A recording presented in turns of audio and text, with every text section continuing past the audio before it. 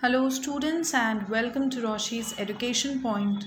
Today, we will be starting with your Hindi textbook, Class 4, Chapter 11.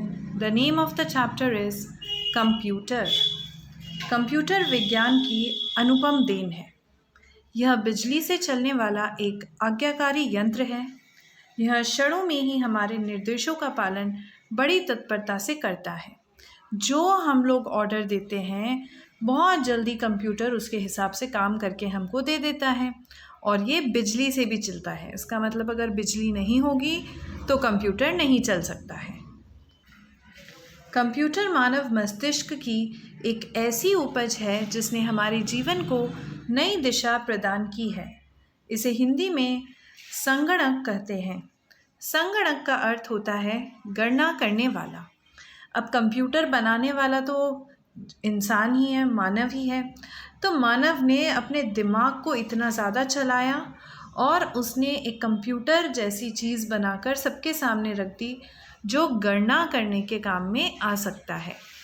यह प्रति second 10 lakh योग की गणना कर सकता है। ये 1 सेकंड में 10 लाख योग एक साथ गणना कर सकता है। इसमें करोड़ों अरबों की गणना करने की क्षमता है। पलक झपकते ही गुणा भाग जोड़ घटाना कर देता है। ये अरबों करोड़ों कितनी ही गणना बहुत ही कम समय में करने की क्षमता रखता है।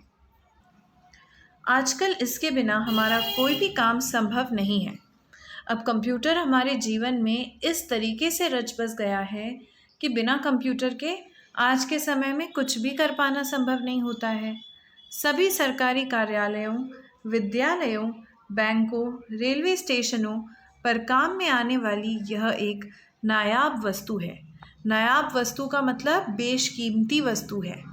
यही कारण है कि दिन प्रतिदिन कंप्यूटर की लोकप्रियता बढ़ती जा रही है। दिन प्रतिदिन ज़्यादा से ज़्यादा लोग इसको लोकप्रिय मानने लग गए हैं। 19वीं शताब्दी के आरंभ में चार्ल्स बैबेज ने इसका आविष्कार किया था। अब कंप्यूटर किसने बनाया है? तो बनाया है चार्ल्स बैबेज ने। आइए सुनिए कंप्यूटर की कहानी उसी की ज़ुबानी। अब हम कंप्यूटर की कहानी सुनने वाले हैं और कंप्यूटर की कहानी सुनाएगा खुद हमें कंप्यूटर। बच्चों चौंकिए मत, मैं कोई अलादीन का जिन्न नहीं, मनुष्य के मस्तिष्क की उपज हूँ। अब ये कोई जादुई चिराग से निकला हुआ जिन्न नहीं है, ये तो मनुष्य ने बनाया हुई एक मशीन है। मेरा जन्म अमेरिका में हुआ है। मेरा कार्य संगणना यानी गणनाओं को संगठित करना है। मुख्य रूप से मेरे 3 बाहरी अंग होते हैं, स्क्रीन, सीपीयू तथा कीबोर्ड। अब ये गणना करने के लिए बनाया गया था। अमेरिका में इनका जन्म हुआ है और 3 बाहरी अंग दिखते हैं आपको, स्क्रीन, सीपीयू और कीबोर्ड। तुम्हारे शरीर के अंगों की तरह मेरे शरीर में भी कई अंग होते हैं। अब जैसे एक मनुष्य के शरीर में कई अलग अलग अंग होते हैं, उसी तरीके से एक कंप्यूटर में भी कई अलग अलग तरह के अंग होते हैं। आओ मैं तुम्हें अपने अंगों से मिलाता हूँ। अब हम इन सारे अंग से मिलेंगे। मैं बिजली से चलने वाला एक उपकरण हूँ। मेरा रूप एक बक्से पर टीवी स्क्रीन की तरह है, जिसे मॉनिटर कहते हैं। अब ये बिजली से चलने वाली मशीन है। बाहर से दिखने में एक टीवी जैसा लगेगा। स्क्रीन है इसके पास और उसी स्क्रीन को मॉनिटर के नाम से भी जाना जाता है। इसके साथ लगा जो कीबोर्ड है बोर्ड है उसे कीबोर्ड कहते हैं। जो भी निर्देश तुम मुझे बटन दबाकर कीबोर्ड पर दोगे उसके परिणाम तुम्हें मॉनिटर पर दिखलाई पड़ेंगे। अब कीबोर्ड की मदद से आप कोई सा भी बटन दबा के और आपको निर्देश देना है कंप्यूटर को। जो भी कंप्यूटर का उसका परिणाम निकल कर आता है वो इस मॉनिटर पर वो दिखा देगा। इसके साथ यदि तुम प्रिंटर जोड़ दो तो जो भी तुम कीबोर्ड पर अंकित करोगे उसकी जितनी प्रतियां तुम चाहोगे मैं छापकर मिनटों में तुम तक पहुंचा दूंगा। अब प्रिंटर क्या होता है? मैंने कंप्यूटर पर जो भी कुछ लिखा है उनकी कॉपी, एक जैसे दिखने वाली, जब एक से ज़्यादा चीज़ें आप बनाना चाहते हो उसको प्रतियां बोलते हैं। तो कुछ ही मिनटों में प्रिंटर की मदद से आप खूब सारी एक जैसी दिखने वाली प्रतियां बना सकते हो। तुम चाहो तो अपनी पूरी किताब एक डिस्क जैसे फ्लॉपी कहते हैं में भर कर रख सकते हो और ज़रूरत पड़ने पर उसे मुझ में डालकर स्क्रीन पर पृष्ठ दर पृष्ठ पढ़ सकते हो। हम क्या कर सकते हैं कि पूरी की पूरी किताब को एक डिस्क में डाल दो, फिर डिस्क को कंप्यूटर के अंदर लगाओ और उसके बाद हम लोग एक पेज फिर दूसरा पेज ऐसे करके पूरी किताब को आसानी से पढ़ सकते हैं। सीपीयू बॉक्स कंप्यूटर का नियंत्रण कक्ष है। मेमोरी या स्मरण यंत्र में भी सभी प्रकार की सूचनाएं भरी रहती है और इसके आधार पर कंप्यूटर गणना करता है। अब हमारा जो सीपीयू है उसमें मेमोरी होती है। हम जो भी चीज़ कंप्यूटर को याद रखने का बोलते हैं, कंप्यूटर इसी में याद रखता है। इनपुट यंत्र में सभी प्रकार की जानकारी तथा आउटपुट यंत्र में बाध्य सूचना एवं परिणाम प्रस्तुत होते हैं। अब यहाँ पर दो अलग अलग अंग हो चुके हैं। इनपुट का यंत्र हो गया और आउटपुट का यंत्र भी हो चुका है। मैं रॉकेट, हवाई जहाज़ आदि के डिज़ाइन बनाने जैसे जटिल काम भी कर सकता हूँ। हवाई जहाज़ रॉकेट के छोटे से छोटे पुर्जे के बारे में, उसके काम करने के तरीके के बारे में तुम्हें बतला सकता हूँ। एक रॉकेट कैसे चलता है, हवाई जहाज़ के कौन कौन से अंग होते हैं, उनका क्या क्या काम होता है, ये सब कंप्यूटर बता सकता है। तुम्हारी आँख कैसे काम करती है, यह तुम्हें चित्र के द्वारा दिखा सकता हूँ। मेरे बिना रॉकेट, हवाई जहाज़, अंतरिक्ष यान आदि का संचालन तो संभव हो ही नहीं सकता है। अगर कंप्यूटर ना हो तो रॉकेट, हवाई जहाज़ ये लोग अंतरिक्ष में जा ही नहीं सकते हैं।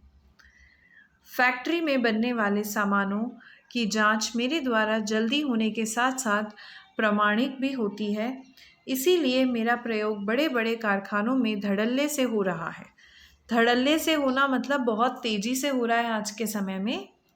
वस्त्रों के डिज़ाइन बनाने का कठिन काम मैं कुशलता से कर लेता हूँ। अब वस्त्र जो हम कपड़े पहनते हैं उसके भी अलग अलग डिज़ाइन कंप्यूटर से 2 मिनट में बन सकते हैं। एक डिज़ाइन को कई तरह भी बनाया जा सकता है। 2 डिज़ाइनों को मिलाकर कई डिज़ाइन नए बनाए जा सकते हैं। रंगों का किस अनुपात में मिश्रण करें कि सुंदर और आकर्षक लगे, यह भी मेरी सहायता से मिनटों में आप जान सकते हैं। अब एक तो तरीका हो गया कि अलग अलग रंग को भरो, फिर देखो कि वो अच्छे लग रहे हैं या नहीं लग रहे हैं। और दूसरा तरीका होता है डायरेक्टली कंप्यूटर में देख लो और फिर आप कुछ ही मिनटों में पहचान लो कौन सी चीज़ अच्छी लगेगी और कौन सी चीज़ अच्छी नहीं लगेगी। मेरी मदद से हज़ारों किलोमीटर दूर बैठे अपने मित्र को संदेश ही नहीं, ज़रूरी कागजात भी तुम भेज सकते हो। उस संदेश का यदि तुम्हें उत्तर भेजना है तो वह भी तुम जान सकते हो। है ना अद्भुत बात। अब बहुत दूर कोई मित्र बैठा है तो संदेश के साथ साथ ज़रूरी कागज़ भेज सकते हो, कोई संदेश ले सकते हो, दे सकते हो। ये तो बहुत ही अद्भुत चीज़ है। मौसम की जानकारी, आने वाले मौसम की सूचना मैं उपग्रह से प्राप्त मौसम संबंधित जानकारी के आधार पर तुम तक पहुंचा सकता हूं। तुम्हारे यहाँ के किसानों को इससे खेती करने में बहुत मदद मिल सकती है। अगर हमें मौसम का हाल ज़रूरत से पहले पता लग जाएगा तो किसानों की काफ़ी मदद हो जाएगी, वो सही तरीके से अपनी खेती कर पाएंगे। मिकी माउस, डक टेल ये कार्टून फिल्में जो तुम देखते हो, तुम्हें पता है कैसे बनती है। 1 मिनट की कार्टून फिल्म बनाने में लगभग 1440 चित्र बनाने पड़ते हैं। तुम ही बताओ 2 घंटों की फिल्म बनाने में कितने चित्र बनाने पड़ेंगे।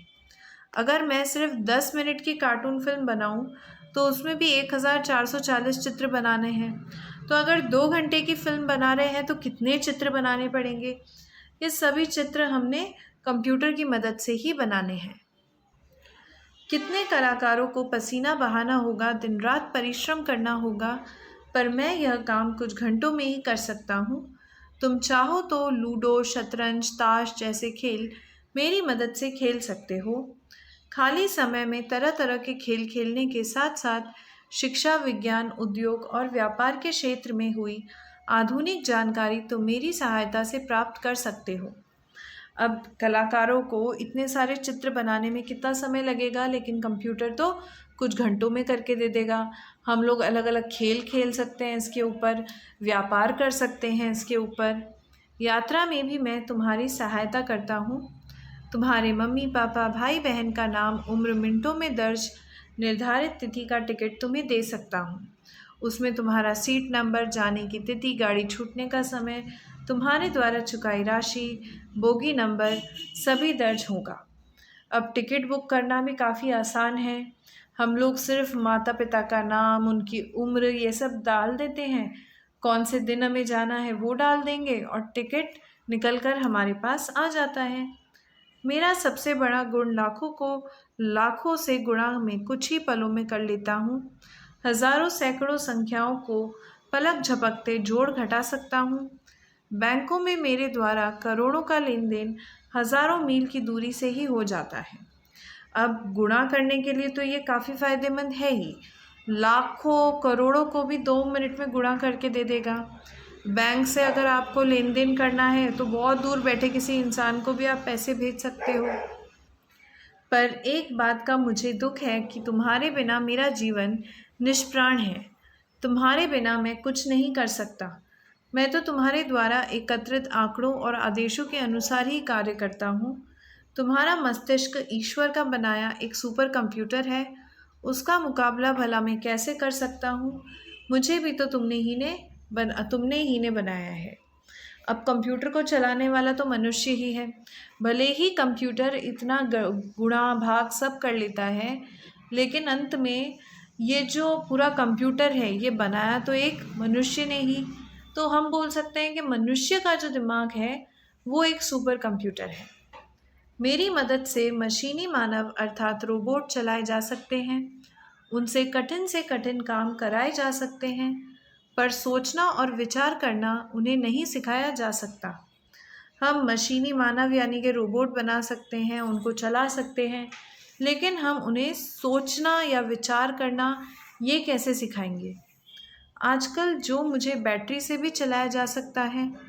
हमारी जाति में कुछ कंप्यूटर तो ऐसे हैं जिन्हें घड़ी की तरह हाथ में बांधा जा सकता है, पर्स की तरह जेब में रखा जा सकता है। अब कंप्यूटर को बैटरी से भी चला सकते हैं, तो बैटरी से चलाकर आप उसको इधर उधर लेके घूमो, घड़ी की तरह पहनो, जेब में रख लो, कुछ भी कर सकते हो। मैं आज की दुनिया में अलादीन का चिराग हूँ, जिसे जैसा तुम आदेश निर्देश दोगे, मैं क्या हुक्म है मेरे आका कहकर तुम्हारी सेवा में उपस्थित हो जाऊँगा। मेरा आजकल नया रूप भी आ गया है जिसे लैपटॉप कहते हैं। उसे बैग की तरह तुम कहीं भी ले जा सकते हो। इस प्रकार कंप्यूटर वर्तमान युग की आवश्यकता बन गया है। चिकित्सा, व्यवसाय, शिक्षा, उद्योग, धंधे आदि सभी कंप्यूटर द्वारा अनिवार्य है।